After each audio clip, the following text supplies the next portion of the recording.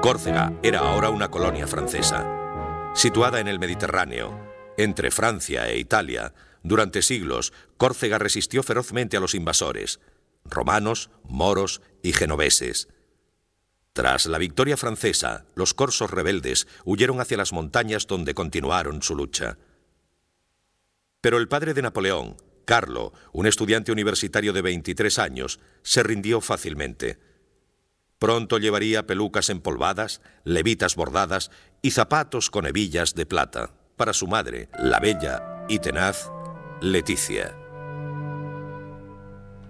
Como madre, diría, era única. Estuvo embarazada 13 veces y le sobrevivieron 8 hijos. El 15 de agosto de 1769 daba a luz a su hijo, Napoleone Bonaparte. Napoleón pasaría su infancia odiando a Francia, el país que él mismo gobernaría algún día. Carlo y Leticia eran propietarios de una casa en el campo y de otra en la ciudad, símbolos de su posición social. Eran aristócratas corsos, pero no eran ricos.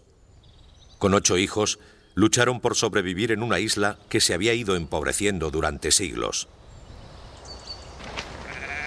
La ambiciosa pareja creía que Córcega no tenía nada que ofrecerles a ellos o a sus hijos. Solo podría hacerlo un país, el país que había vencido al suyo, Francia. Napoleón pisó Francia por primera vez en el invierno de 1778. Un joven de 9 años, bajo de estatura y acostumbrado al calor del Mediterráneo, de repente se encontró solo en las llanuras azotadas por el viento del norte de Francia. Un becado en el colegio militar de Brienne-le-Château. Casi no sabía hablar francés. Durante los siguientes 5 años no tendría vacaciones ni visitaría su hogar.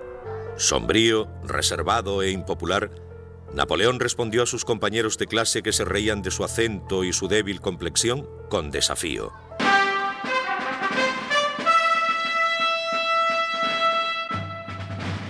Tenía 15 años cuando fue admitido en la Real Academia Militar de París.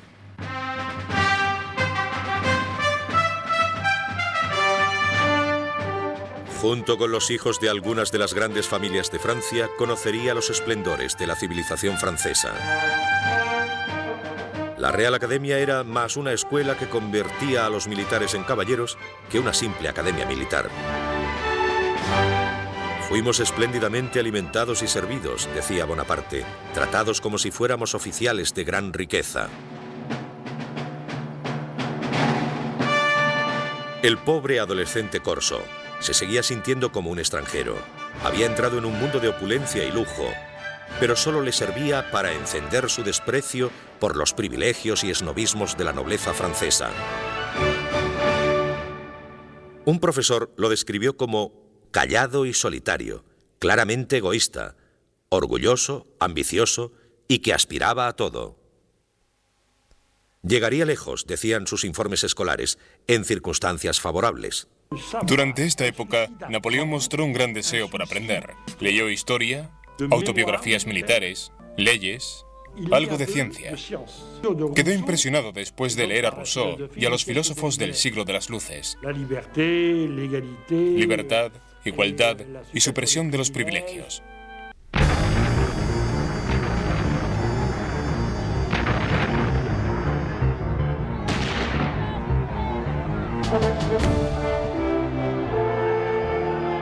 El 14 de julio de 1789, París estalló.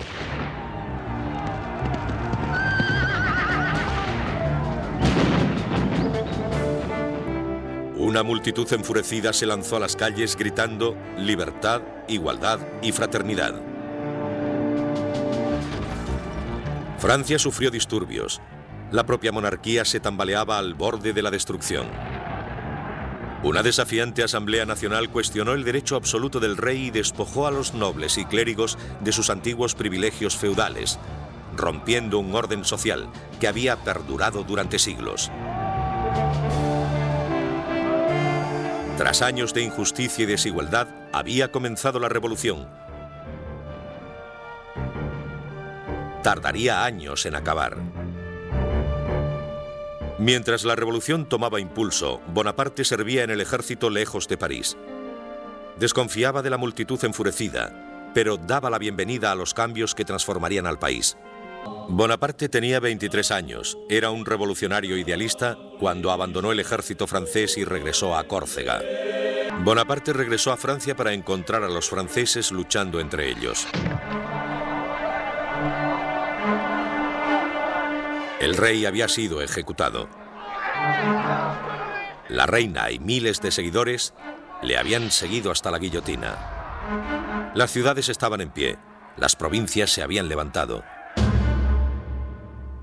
Maximilien Robespierre estaba al cargo. El líder austero y moralizante suspendió la Constitución, prometiendo salvar la República de sus enemigos a cualquier precio. La revolución se convirtió en terror.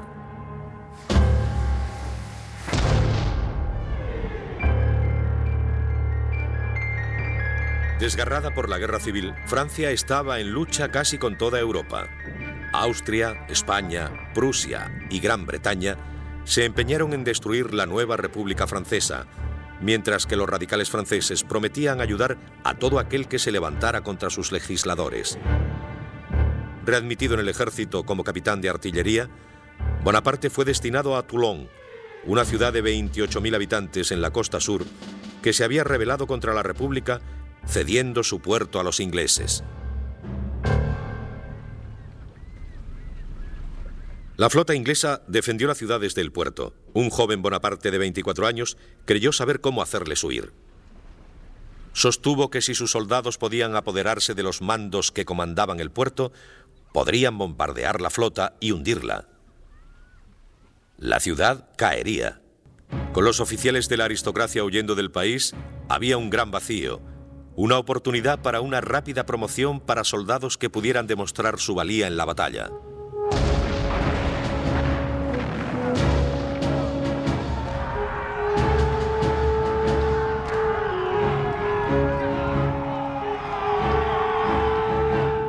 Bonaparte luchó valientemente liderando a sus hombres en el asalto al fuerte que guardaba la cima, resultando herido en el muslo por una bayoneta enemiga. 10 barcos ardieron en llamas. Los ingleses huyeron. Toulon fue reconquistado y Bonaparte ascendió. En solo 3 meses, había ascendido de capitán a brigadier general. En el verano de 1874 cayó el gobierno de Robespierre. Ahora les tocaba morir a los que habían sembrado el terror, incluido Robespierre. El 5 de octubre de 1795, multitud de parisinos se lanzaron a las calles junto a los hombres de la Guardia Nacional para restaurar la monarquía. La rebelión amenazaba con derrocar a la República. El gobierno llamó a Bonaparte para que detuviera el ataque. No había muchas más posibilidades. Cuando estalló esta rebelión, no había ningún general competente en París. Pero allí estaba el joven Bonaparte. Era un hombre de convicciones. Había que darle esa misión. Bonaparte escribió a su hermano: "El enemigo nos atacó. Matamos a muchos de ellos. Ahora todo está en calma. No puedo sentirme mejor".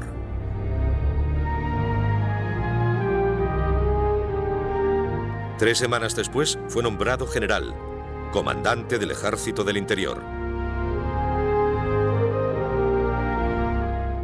Tenía 26 años.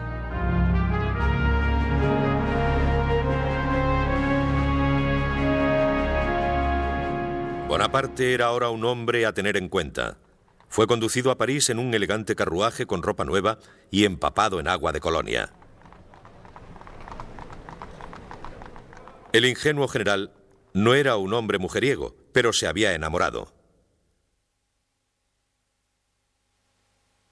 Su nombre era Marie-Joseph Rose de Beauharnais, pero todo el mundo la conocía por Rose, pero Bonaparte la llamaba Josefina. Era una aristócrata criolla de la colonia francesa de la Martinica, una viuda de 32 años con 2 niños pequeños, agobiada por las deudas y que intentaba abrirse camino sola en París. Lánguida, con una indiferencia que rayaba en la indolencia, era famosa por ser una mujer refinada, encantadora y con gracia. Se decía que incluso se metía en la cama con elegancia. El 9 de marzo de 1796, Napoleón Bonaparte y Josefina de Beauharnais contraían matrimonio. Un medallón esmaltado en oro fue el regalo de boda del general a su novia. En él hizo grabar las palabras «Hacia el destino». Bonaparte fue enviado a los Alpes italianos. El antiguo amor de Josefina, Paul Barras, le había ayudado a ganar el nombramiento como comandante supremo de todas las fuerzas francesas en Italia. Su misión era retar al imperio austríaco y a sus aliados italianos. El ejército de Bonaparte no estaba en condiciones de ganar batallas. Llevaba casi 2 años estancado por las acciones incompetentes de los comandantes en las colinas. El ejército estaba en la miseria. No podían pagarles, ni alimentarles, ni darles un uniforme. Solo decirles que invadieran el territorio enemigo y que se quedaran con lo que encontrasen. En solo 2 semanas ganó 6 batallas. Hizo miles de prisioneros y acabó con el ejército piamontés. Uno de los oficiales piamonteses se quejaría después. Enviaron a un loco que atacaba a derecha e izquierda, por detrás y por delante. Es una forma intolerable de hacer la guerra. El 26 de abril, el Piamonte se rindió. Bonaparte pidió oro y plata y pagó a sus tropas el primer dinero auténtico que veían en muchos años. «Soldados», dijo, «os lo agradecemos».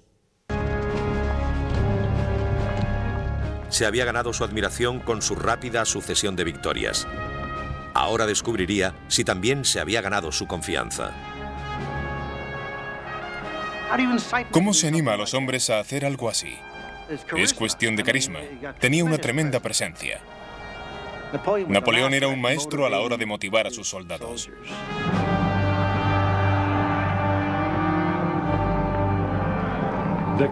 La victoria siempre recorre un largo camino. Cuanto más ganaban, más difícil eran de parar. Sus tropas estaban bien entrenadas. Llevaban acosando a los austriacos durante semanas y seguían haciéndolo. «Todavía no han visto nada», dijo Bonaparte a uno de sus generales. «En esta época, nadie tiene la más ligera concepción de lo que es la grandeza. Me corresponde a mí darles ejemplo». Sus victorias en Italia comenzaron la leyenda de su invencibilidad, inmortalizada en una serie de pinturas románticas. Solo 2 meses después de su victoria en Rivoli, les condujo hasta el norte de Italia, cruzó los Alpes hasta llegar a la propia Austria y el 7 de abril de 1797 se encontró a 110 kilómetros de Viena. Sorprendidos por el avance del ejército francés, el emperador austríaco pidió la paz. A finales de 1797, un Napoleón Bonaparte de 28 años regresaba a París para entregar al gobierno un tratado que llevaba una frágil paz al continente europeo. Los franceses ansiaban tener un héroe, alguien que pusiera fin al caos político en el que se había convertido la República. Una interminable sucesión de gobiernos. Ahora vivían bajo uno nuevo, el Directorio. Un gobierno parlamentario inestable y frágil que no ofrecía demasiada confianza. Mientras Bonaparte esperaba el momento adecuado para tomar el poder, puso sus ojos en nuevas victorias en el exótico Oriente. Eludió a la flota británica y el 1 de julio de 1798 desembarcó en Egipto con 35.000 soldados. Francia seguía en guerra con Gran Bretaña y Bonaparte esperaba cortar las rutas de comercio británicas con la India.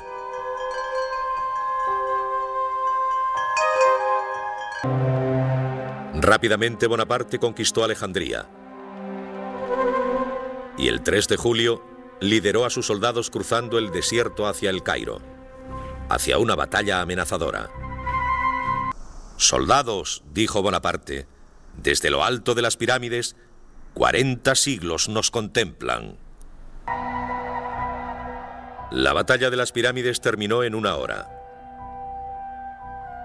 3 días después, Bonaparte entraba con su ejército en el Cairo. Pero los sueños imperiales de Bonaparte se hicieron rápidamente añicos. El almirante inglés Nelson capturó a la flota francesa anclada en la costa egipcia y la hizo pedazos. Bonaparte y sus 35.000 soldados quedaron atrapados en Egipto. En febrero de 1799, Bonaparte llevó a 13.000 soldados hacia Siria. El sultán de Turquía había declarado la guerra a los infieles franceses y Bonaparte hizo la ofensiva. Después de una rápida victoria en Jaffa, asaltó Acre, donde se vio obligado a sitiar la ciudad fortificada. Fracaso tras fracaso, cobrándose las vidas de cientos de soldados franceses. Cientos de ellos cayeron por una plaga bubónica.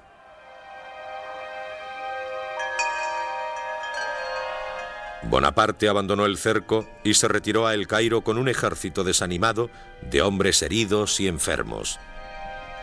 Pero Bonaparte se negó a admitir la extensión del desastre. «Voy a regresar al Cairo con muchos prisioneros y estandartes», proclamó. «Arrasaré las murallas de Acre. No quedará de pie ni una sola piedra». El 23 de agosto de 1799, Bonaparte inició en secreto el regreso a Francia, abandonando a más de 30.000 soldados con poco más que un mensaje apologético. Extraordinarias circunstancias me han convencido para traspasar las líneas enemigas y regresar a Europa.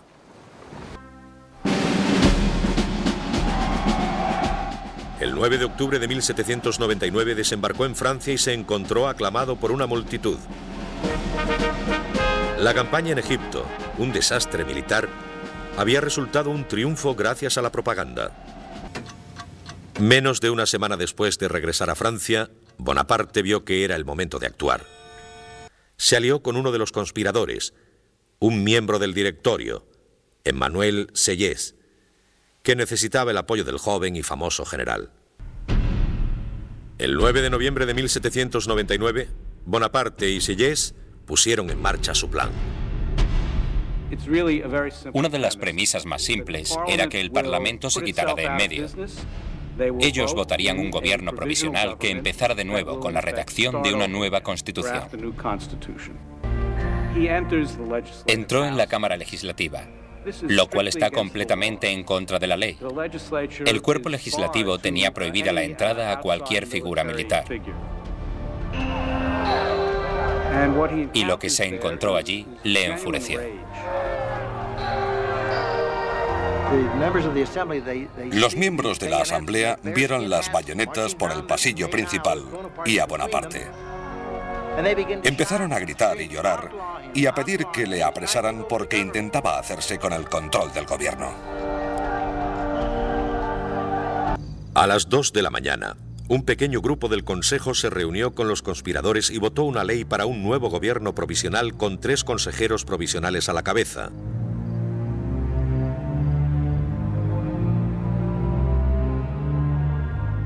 Bonaparte era uno de ellos. Cuando empezaba el año 1800, Napoleón Bonaparte, con 30 años de edad, era el hombre más poderoso de Francia. La revolución, dijo Bonaparte, ha terminado. Y luego añadió, yo soy la revolución.